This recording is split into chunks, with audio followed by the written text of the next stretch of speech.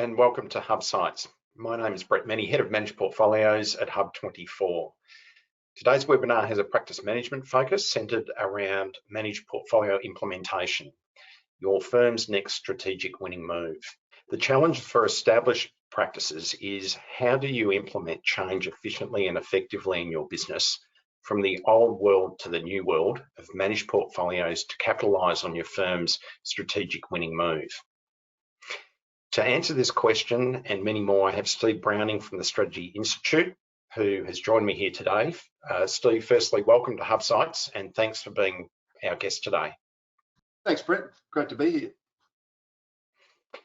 here. Steve has a ton of experience and exceptionally deep understanding of advice practices, having guided many businesses in our industry through growth, rapid changes and challenges over some 35 years.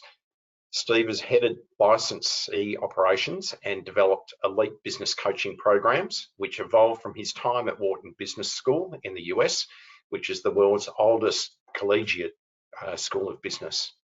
This led to Steve setting up his own business in 2016, the Strategy Institute, which consults to many leading advice practices in our industry. Steve has consulted to over 100 advice businesses. So Steve, can I ask what's actually driven you to do what you do today, and where does your passion come from? Yeah, it's a good question, Brett. I guess after spending about 25 years or so in corporate financial services in Australia, working with some awesome businesses, helping build and lead dealer groups, and coming in contact with so many fantastic financial planning and accounting advice firms, it got to the point where, after doing a lot of the stuff that I really enjoyed doing in the corporate world, it became pretty clear to me that there was another itch to scratch for me, and a bit of a passion around helping businesses specifically grow and be sustainably profitable, understanding the enormous value that great financial advice has for our community. So yeah, stepped out in 2016, started the Strategy Institute, and have been working with ambitious business leaders, practice owners, CEOs to help them grow, but also to help them run sustainably successful businesses. And for me, Brett, that's really where it's at. I have a great passion for that. And for those that know me, I've been around a while. It's something that I really love and will continue to do. So yeah, I love financial advice. I love the industry, the profession, and I love working with ambitious business leaders. And a lot of issues to solve, I would imagine, from what you've seen. Yeah, absolutely. I think one of the great challenges, and right now we're sitting in a moment in time where we need to be thinking about what a successful future looks like for our business, and it's obvious, it's really clear that the future is going to be very, very different to what the past has been. And so, how do we set up for that? How do we cater for that change? But more importantly, how do we take control of our future as a business owner, business leader? And what are the things that we need to do to be successful and to win with our clients? And that's going to be, I think, the great challenge for everyone. Great. So, Steve, today we're going to explore 4 specific areas around this sort of change management, move to a better business model. So we're going to cover off on 4 things. So firstly, business leadership, and also within that is also having vision and a plan. The second one is perception of value and what is termed the client value equation. I know a lot of people talk about client value proposition, but I've heard you talk of equation, and we're going to dig into that a little bit more. The third is strategy, systems and processes, and the importance of that being the glue to your business. And fourthly, around the implementation process and having a strong mindset and focus to see through your longer term strategic vision. So Steve, there's a lot to explore here, so let's get to it. So starting with business leadership and vision. So my first question to you is, what makes a good leader, and what are the key things that great businesses do that others don't? Yeah, so lots of ways to characterize, good leadership or great leadership, Brett. In my experience, though, there's probably a handful of things that I think are really important characteristics that a good leader, a great leader should have. Clarity is one of those, and you talk about vision, and vision's really, really important. So a leader being clear on where the business is headed, what it wants to achieve, the ambitious goal that it has for itself, and what an envisioned future looks like. Being able to paint that picture and promote that message to their people is really vital. So that clarity piece is important. Decisiveness is another thing, and that's really committing to do the things that matter most, the most important things to advance the business in the direction of its envisioned future state, and towards achieving the ambitious goal. Courage is another one that I think I see in those leaders who are the most successful. They're bold, and they're fearless. And fearless, when I say fearless, I think fearless to the point of the execution of things, of the things that are really important to the business. And that's a pretty clear one, I reckon, in my mind. We talk about passion, and as most of us have passion about what it is we do. It's really about caring about what it is you do and who you do it for, and having this boundless energy to be able to do that, I think, is another factor and another characteristic. And I guess finally, the other one is probably humility. The very best leaders I see, I find, and that ultimately you end up working with, are those who are confident people, clearly, but are also very humble at the same time. Yeah. They're prepared to admit mistakes, and they're prepared to take on board, constructive criticism. So I think that's a really important one as well. From a great business point of view, I think if I look at that, through the strategy lens, it's really those businesses that are the most successful over time are really those who have, really clear and focused strategy choices, all aligned to helping them win with their clients over the journey. Yes, great businesses need to be good at the doing of things, but they need to be great at doing the things that actually matter most. And I think that really characterizes great businesses over time. Obviously, making strategy choices is one thing, but also being able to methodically execute the winning moves that they deliberately choose over time, becomes the art form. Strategy choice making in some respects is relatively easy. Executing those activities and initiatives, the winning moves, if you like, that matter most for future success, is really where it's all at. And look, the other thing I think great businesses can do and have done is actually crack their culture code, and that is not just having a nice set of values that appear on the website and in promotional material, but actually being able to measure that through the performance, if you like, of their teams and their people. So it's the behaviours and the skills that are required by everyone in the organisation linked to whatever the chosen core values are. I think that's very important, Steve. It's not just putting something up on a wall. It's got to be deeply through the business, and everyone has that same passion and vision and cohesiveness. So, Steve, is there a framework of some sort that seems to work for great businesses? And I've heard you sort of term guiding purpose. You've spoken about that to me before. So what is that, and what does it mean, and why is a guiding purpose important? Yeah, it's critical, Brett. In terms of the strategy framework, there's a really simple strategy framework that I've used with businesses now for, I don't know what it is now, 7 or 8 years, and it's a really simple one, but it's probably the most effective one. And it's really just answering 5 interrelated questions which lead you to making 5 interrelated choices for your strategy. And that is, first choice is, what is your guiding purpose, framed up as a winning aspiration? That's the very first thing you come up with, and I'll talk about the guiding purpose in a bit more detail in a second. Once you've come up with your guiding purpose, your winning aspiration, then you need to think about, well, okay, where am I going to play? What arenas do I want to play in? Focused and clear arenas to be able to deliver on that winning aspiration.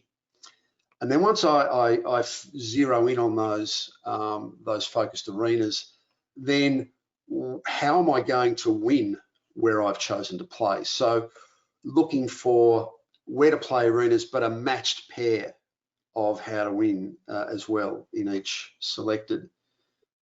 So then after how to win, you want to think about, well, okay, I've got our how to wins where we've chosen to play.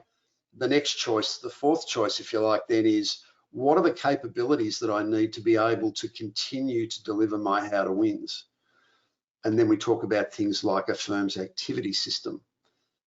And then once we've worked out the core capabilities that we need, then we need to think about, well, okay, what management systems do we need to have in place? So how are we going to monitor, manage, and review the core capabilities that we're deploying to allow us to win where we've chosen to play, to achieve our winning aspiration or our guiding purpose? So it's a simple framework where the choices, if you like, at the top of that cascade inform the choices below, and the choices below support and reinforce the choices above. A really simple framework, a bit of work involved in getting that together, but that's probably, you know, the best framework that I'm aware of, and one that I know actually works and works successfully. Just cycling back to the guiding purpose, there's a reason that's the first choice in your strategy. There's a reason why you need to understand the power of it. Yes, it is about your why, and it's also about how you win as a firm, but how you win with your clients. And it's framed up, if you like, as a little short statement around what is it that your clients will receive having done business with you. So it's about their outcomes, what they receive. A lot of client value propositions and similar statements are sometimes about what it is the business does. Yeah. Which is okay, but the thing that matters most is, what is it that clients can actually receive? What's their outcome?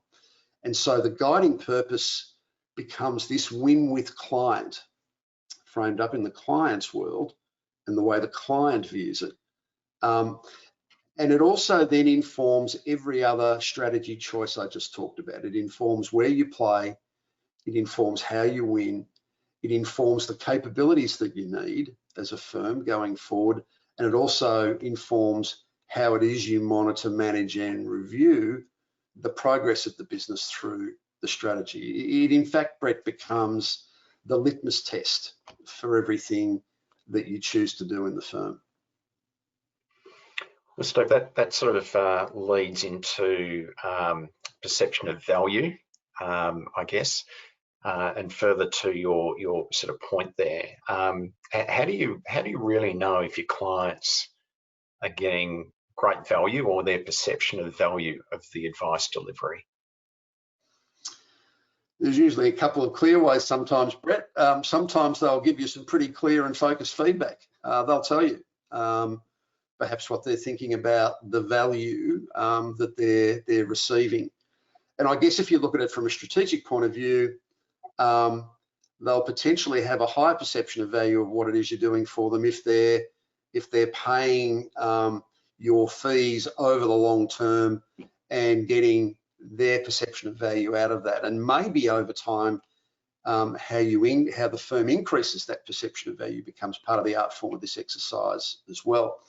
It's pretty clear that the higher the perception of value of your clients, the fair chance that they're paying you a slightly higher fee. The lower the perception of value of what you're providing your clients, arguably they're probably paying a bit less for that as well. So it's really critical to understand the value piece, and it's the only value in my world, in the work that I do with firms, the only value that actually matters is the value that is the client's perceived value. Often firms will have a very strong view about all of the value that they provide, you know, all the things that they do, all the efforts, all the inputs, all of the knowledge, the skill, the experience, the research, the processes, the systems, the technology, and all that wrapped up is value clearly in the mind of the practice of the firm, and clearly that's right. But that doesn't necessarily translate into a perception of value of the client. And so it's the client's perception of value that matters most, and then how you frame that up. So Steve, moving, I guess it's still within that area, client value equation. So what is it? What's different with that compared to proposition itself? Yeah. So for those business owners, business leaders who are really, really keen and interested in strategy, this is one of the secrets. If you can get this bit right, then, you know, whilst there's no guarantees of success, because you can't guarantee that, I can tell you though, it can make success repeatable and predictable. The client value equation is simply made up of two parts. It's the client's perception of value, which we just talked about clearly, and that relates to the revenue that you receive. Client's perception of value, the fees you charge, money in. And arguably, again, the higher the perception of value, maybe the higher the fees, the lower the perception of value, maybe lower the fees.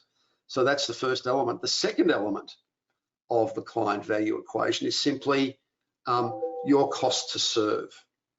So that's money out. So all of the things that you spend money on to do what you do is your cost to serve. And the difference between the two then becomes profit pretty clearly. The art form of winning the client value equation is, over time, how do you increase the client's perception of value such that they will not only continue to pay what they're paying, but pay for more value that you're able to create and deliver over time. Whilst at the same time, over the journey, how are you able to reduce your costs to serve? Because if you're able to do those two things over time, you'll see your profit margin go from whatever it is today to whatever that could be into the future. And so we need to think about what are the things that we can do, what are the activities, what are the initiatives, what are the things that we can do to both increase the client's perception of value of what it is we do for them, and how do we continually and incrementally over time reduce our cost to serve, because that just translates into more profit. And that's the win-win. Yep, that's the win for the firm, and that's the win for the client, because if the client's perception of value is continually increasing, so too is their respect, their comfort, their security, and their willingness to want to continue to work with you, because their value perception is high. And so it's really important. The trick is, or the element here to think about is that it doesn't work for every client. If you think about where it is you want to focus your business with those where to play clients, those that you know you can win the client value equation with, then that's where this exercise, this concept, if you like, becomes really, really important. That makes sense. So Steve, thinking about getting the cost down as well. So there's two parts to this: the increased value and cost down. What have you sort of seen across advice businesses? Are they using more technology? Are they changing their processes? Are they using managed accounts, managed portfolios? Is it about getting your platforms right and that type of thing? Like, what have you seen? Yeah, look, it's all of the above, Brett. I think, again, one of the things this current situation has provided firms is the opportunity and maybe the real willingness to look into their businesses and work out where the roadblocks, the speed humps, the friction of what they do, where that is. And so systems, processes, technology, platforms are all under the microscope and should be on an ongoing basis anyway. But looking for ways to not just reduce friction, but to gain effectiveness and efficiency, again, all related to that client value equation, which is about reducing the cost to serve. And I think if businesses can continue to do that over time, they'll find the ways and they'll identify the winning moves, if you like, to be able to do that. And so it's a continuum, if you like, of an endless search, if you like, for looking for those ways to do it. And I guess if you look at managed portfolios as an example, there are clear benefits for both the firm, the advice firm, in all of the efficiencies and effectiveness and costs to do bunches of things related to it. But there's also benefits, if you're again looking at the client value equation, there's also benefits to the client. And so those benefits to the client can also add to, if you like, to that increasing perception of value. Oh, yeah. No, that makes sense. Moving to, I guess, we're still on the subject of strategy, systems, and processes, but I guess there's businesses look at both short-term or tactical decisions versus strategic, longer-term decisions, and many get stuck in the tactical, how to fix something today or for the next 12 months, and can't lift themselves out to the bigger picture. Do you need to separate both of those scenarios of tactical and strategic?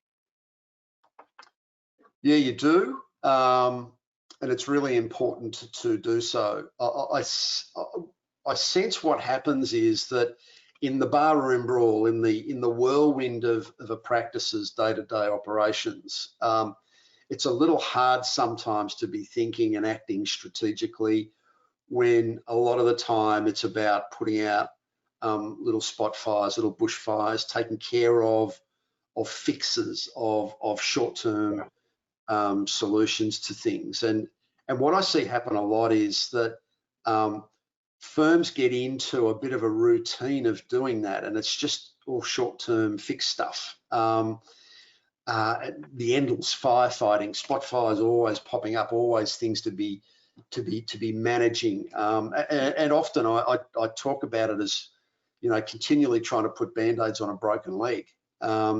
It's just a bit debilitating. And so if you want to be success able into the future, it's really thinking about the longer term strategy choices, the choices that I talked about a few minutes ago in terms of the 5 interrelated choices or the questions that you answer.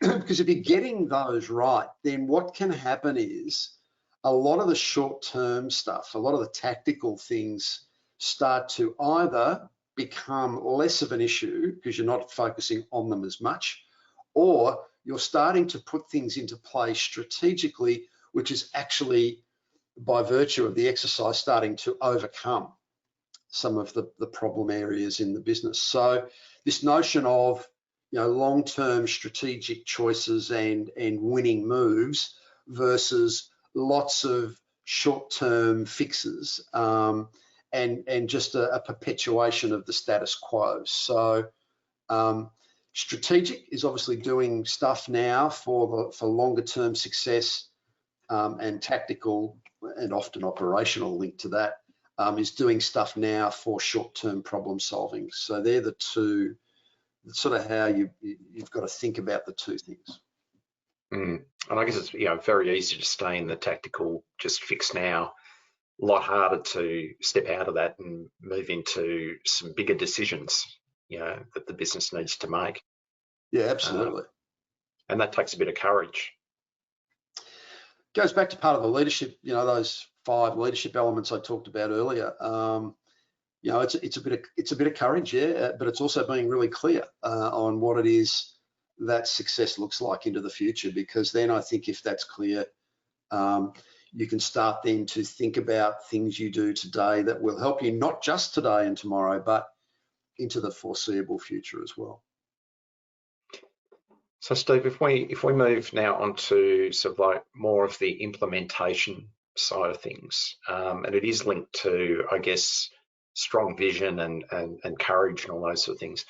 What do you think the greatest challenges from what you've seen with businesses in, I guess, preparing for making a strategic winning move in their business, and how do they sort of like best prepare themselves for that journey and the success, to get the outcome that they're looking for at the end? Yeah, I think if you've done the work in putting together the strategy choices that you want to, remember that gets massaged over time because your strategy changes over time as well. I think though, if out of all of the choices that you're making that are in play today, from that, if you're starting to identify winning moves, that is of the list, and it might be a long list of stuff, of things that you've got to do for the business, and you've got to do. In that list, there'll be 1 or 2 things, and picking one of those 1 or 2 things that if you did that thing, if you executed that activity, that initiative, that winning move, that would change the dial significantly for your future success, then that's the thing you identify as a winning move. That's the activity or the initiative that you focus on, nearly at the exclusion of everything else, of all of the other activities and initiatives that you do. You focus on that one winning move and you nail that. And so you put all of the effort, all of the resources, all of the emotion, the energy, the dollars behind getting that thing done, because if you nail that sucker, then that's going to give you every opportunity to advance and maybe even accelerate towards achieving that ambitious goal that's been set for the business. It's where you don't quite understand your strategy or your North Star, which is your vision, if you like. It's where you don't quite understand what those things are in your business. Then you look at the laundry list of stuff that you've got to do, and it's hard to identify from it what it is we should be looking at and what it is we should be focusing on. So having a focused and clear strategic winning move that everyone, and I mean everyone in the firm, can focus on and maybe get behind to help deliver in the next 90 days or 120 days or whatever the period is, then that's what's worth doing. And whilst you'll do other things in the business, I get it, whilst you'll be doing other things, nothing takes priority over your one winning move. And so that's, I think, part of the challenge, but also part of the art form in sort of doing this exercise properly. Yeah, and Steve, you've sort of touched on, I guess, staff sort of being aligned to this vision.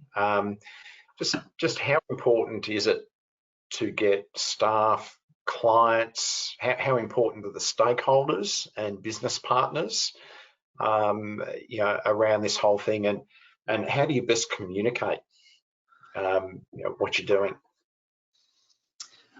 It's critical that your staff, firstly, your staff in particular, understand the strategy. They know the handful of strategy choices that are in play and why they're in play, and why they were chosen over other things. And the reason that is because they need to know that the role they're playing, whatever the role is, from the most junior employee to the most senior, they need to know that whatever it is that they're doing is perhaps somehow contributing to delivering on the ambitious goal of the organisation, or to the vision a bit further down the track, but also that they're having impact in what they do to the strategy. Importantly, you're going to need your team, your staff, to help you deliver on your winning moves. So it's critical that they understand where all this fits together.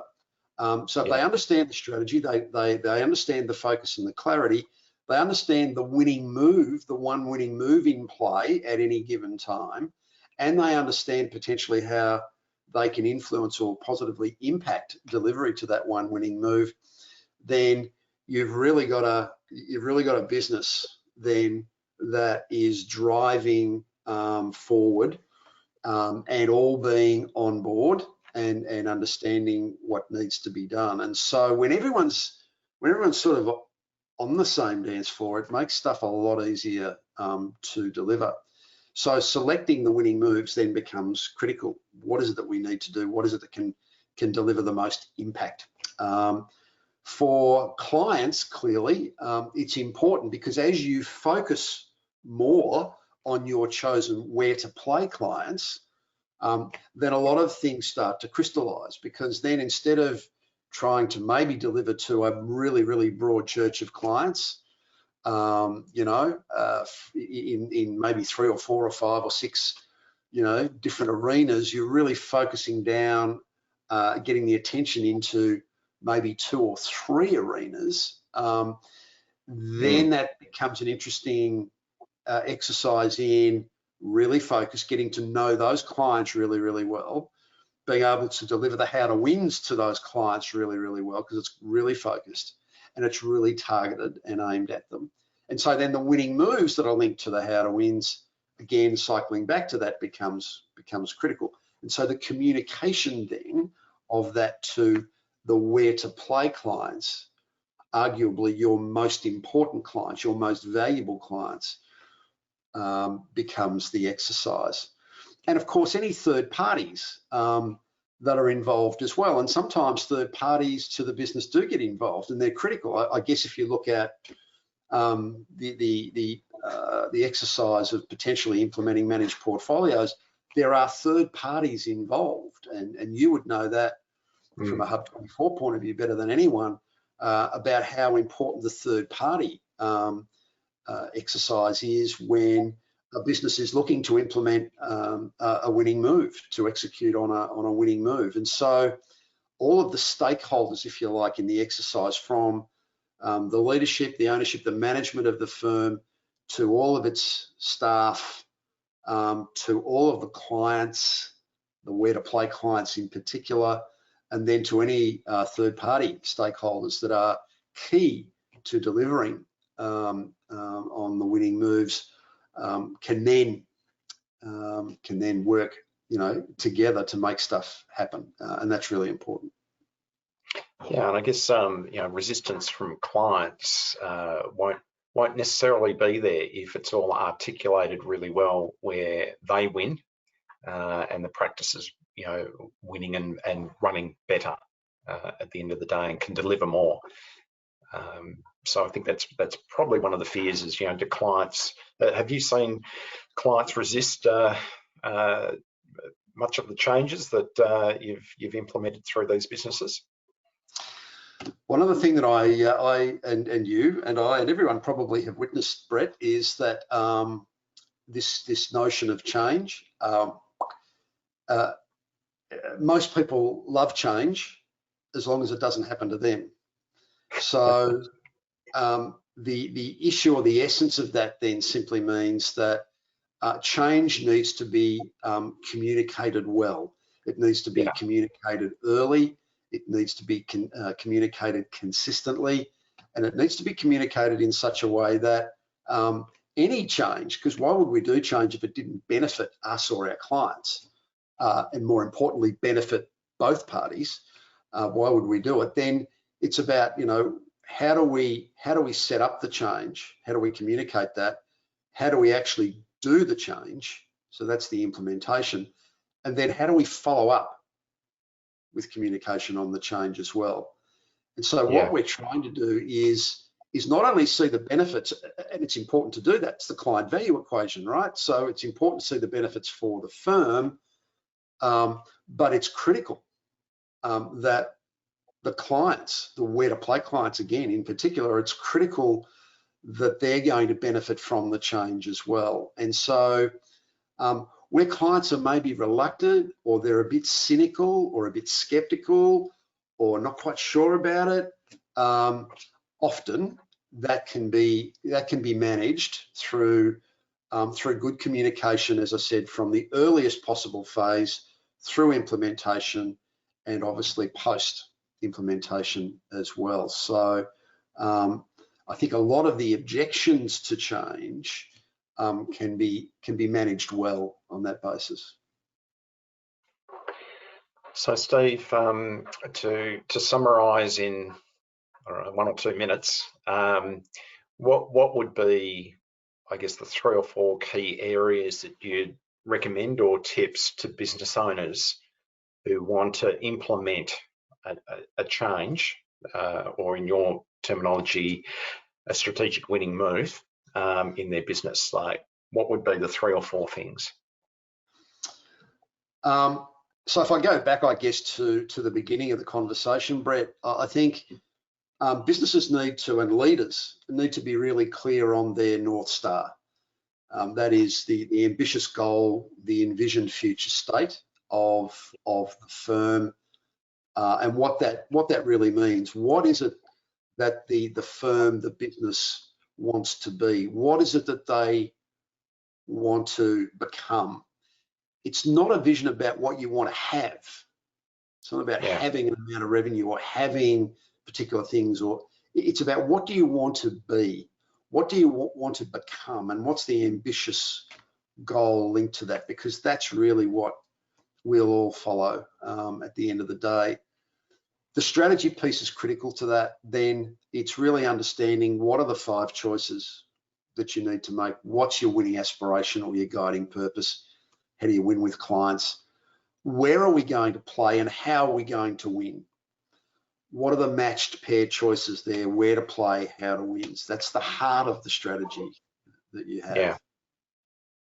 What are the core? The next in the cascade, if you like, is what are the core capabilities? So what capabilities do you need? What does the activity system of the firm look like to be able to deliver on your how to wins where you've chosen to play? And finally, what are the management systems that you need? So how are we going to monitor, manage, and review the capabilities we've deployed to allow us to win where we've chosen to play to achieve our winning aspiration? I would absolutely get everyone to think about what is your one strategic winning move for this moment in time. That if you did that, if you achieve that winning move, if you're able to execute it excellently, deliver it, what is that one thing that would change and move the dial most significantly for the success of the business into the future? Because that's the thing that should get the complete focus right now. And it's having a series of one winning moves. It's not having 15 activities you try to execute at one time. That's madness, and that never works. But have a series, an endless series, if you like, of one winning moves. As soon as you finish one, you move quickly to the next.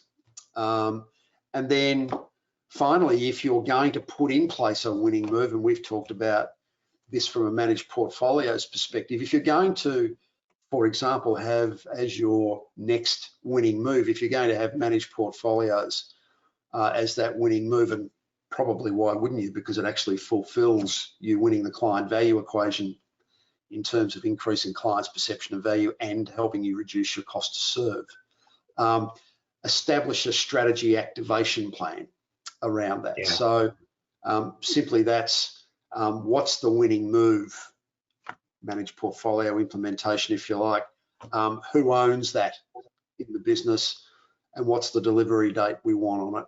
And then you just simply determine what are all the key activities that you need to be undertaken, what are all the tasks within each of those key activities that need to be done, who's responsible for them and by when do they need to have them done. And then just really simply following the 4 principles of execution, to bring it all together. So that sort of, I guess, Brett, would be my my summary of where this sits.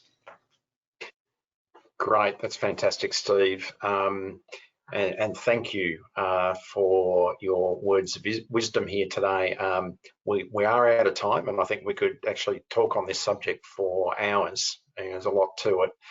But really appreciate you sharing with us your thoughts and guidance around this topic.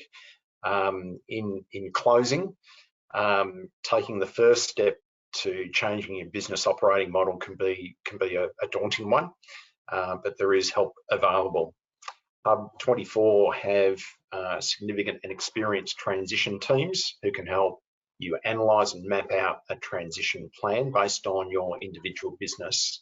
So we've been through this before. We know what works, where the blockages could be, etc. So your Hub24 can help guide you through the whole process. Licensee practice management support is often readily available within groups or where you're associated, and you may even consider engaging a business coach like Steve and other good coaches in the industry to guide you and keep you on track. So it's also about accountability and seeing it through. So if you've got further questions, please reach out to your Hub24 BDM, myself, or email marketing@hub24.com.au. Thank you, and we look forward to supporting you with your next winning move. Thank you.